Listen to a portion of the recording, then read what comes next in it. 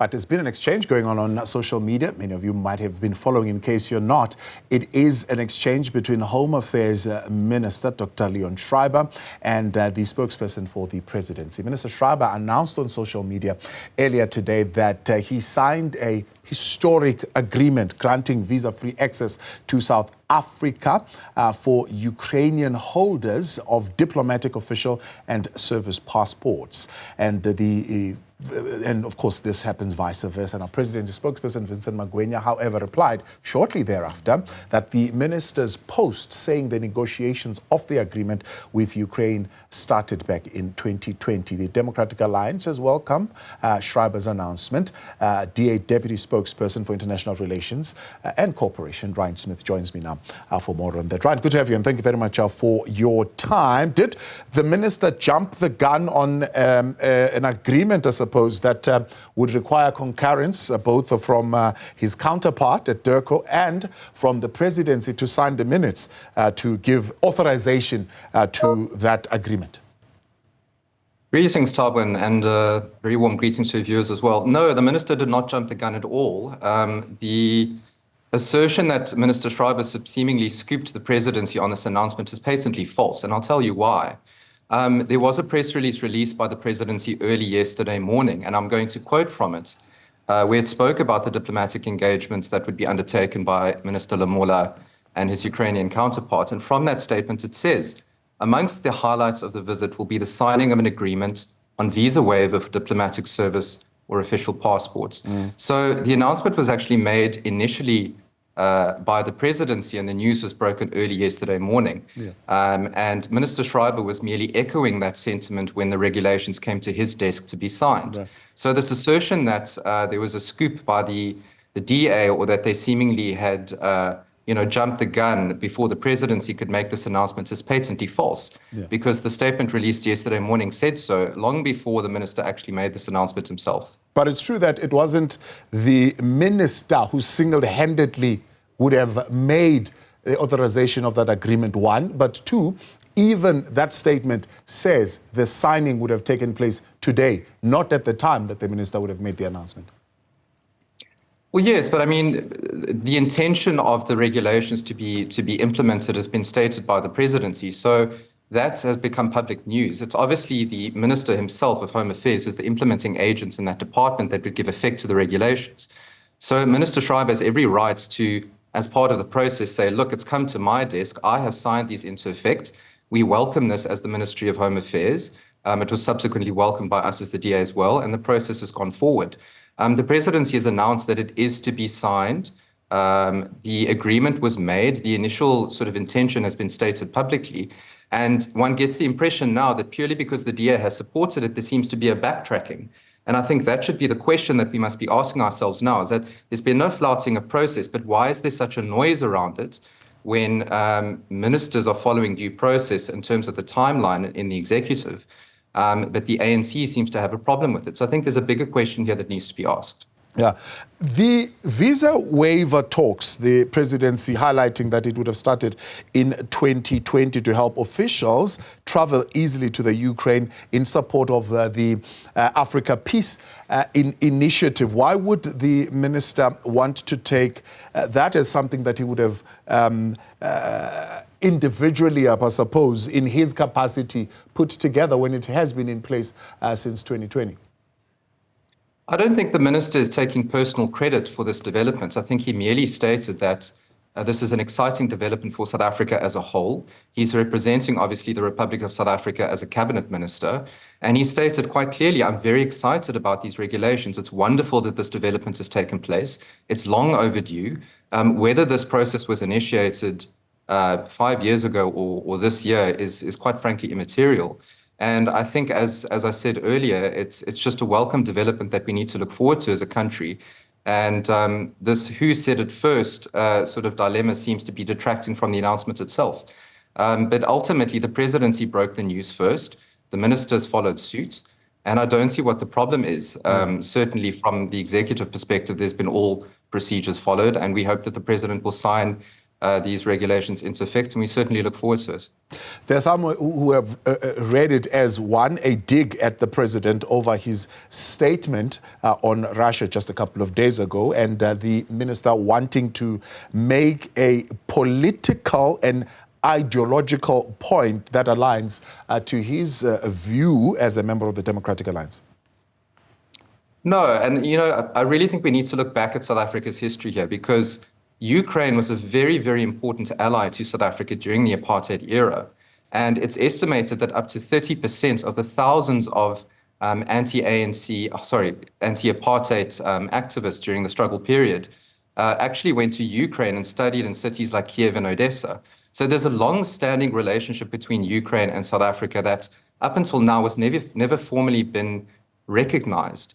And I think we need to maybe read between the lines here and see, why has there been so much political preference given to Russia in terms of South Africa's history with its anti-apartheid allies, and very little attention given to a state like Ukraine.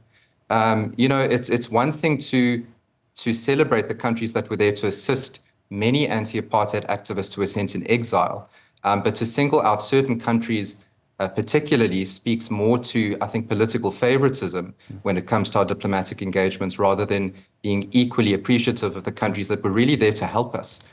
So I don't think it's a political dig at all. I think it's a long overdue development, quite frankly, because Ukraine was a very, very crucial ally to South Africa in some of our darkest days before our democratic dispensation. And, these regulations should have been gazetted for Ukraine far earlier, I think, than they are. So, the president is saying, and even DIRCO itself saying, that is precisely why this particular agreement is being concluded. One, to truly show that South Africa is actively non-aligned, but also to clear out those issues of diplomatic ties with Ukraine, but not only Ukraine, but with Russia as well, so with both sides. So the review of the current state of our bilateral and political and economic relations is really what this agreement is about. Yes, absolutely. And it's a welcome development, as we've said. It's a necessary development for reinforcing South Africa's diplomatic authority, and certainly to giving us a lot more credence and respect on the international stage as a mediator, as the president has announced, between the Russia-Ukraine issue at the moment. But again, we must ask ourselves, why has it taken so long for Ukraine? Why has Russia had all of these wonderful visa-free entry into South Africa, or any other sort of diplomatic arrangements given to it outside of just the Ukraine? So, it is a welcome development, and we appreciate that it's part of the broader sort of diplomatic strategy, but it really should have happened a lot earlier. Yeah. Is it part of the broader strategy of the Democratic Alliance in the Government of National Unity?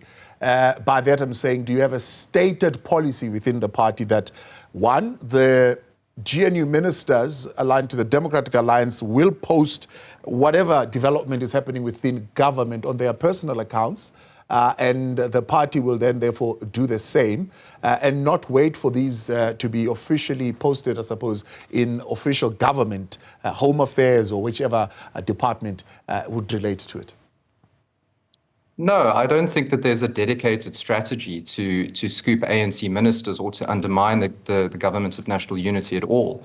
But I think we must face the facts that the Democratic Alliance is certainly a much better political communicator than the ANC. And I think ANC ministers could certainly learn a few lessons from the DA ministers in the cabinet. We, as an opposition party, have really had to fine-tune and master our communication strategy. And that's been crucial to aiding in our electoral gains, in communicating with our voters. And I think the complacency perhaps that the ANC